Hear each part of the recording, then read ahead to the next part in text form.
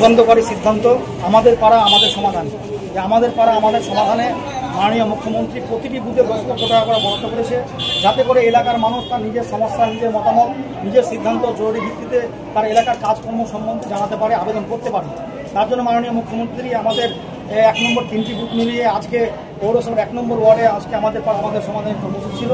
আপনারা দেখলেন ইতিমধ্যে বিধায়ক জাকির হোসেন সাহেব এসেছিলেন, উনিও আমাদের এলাকার মানুষের দাবি দাওয়া নিয়ে কথা শুনলেন।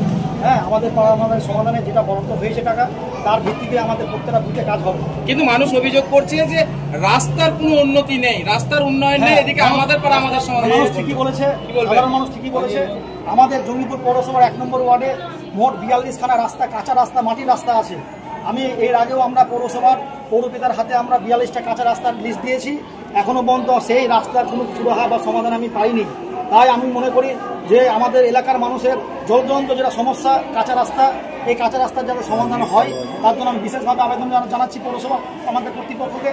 এবং পাশাপাশি আমাদের পৌরসভার যে সমস্ত সাধারণ পাবলিক জনগণ যারা আমাদের পারে আমাদের সমাধান আবেদন করতে আসছে, সেগুলো অবশ্যই আমাদের মাননীয় মুখ্যমন্ত্রী করবে। বেহাল অবস্থা আমাদের পৌরসভার 1 নম্বর ওয়ার্ডের গাছপাড়া থেকে 3 মাথা মোড় এবং 5 মাথা মোড় পর্যন্ত রাস্তার আমাদের যে বেহাল দশা, ড্রেনের যে সমস্যা 12 বছর অতিক্রান্ত হয়ে গেল, 12 বছর ধরে একই অবস্থায় পড়ে আছে। আমি আমাদের পৌরপিতাকে একাধিকবার বলেছি যে আমাদের এটা সমস্যা সমাধান করতে হবে।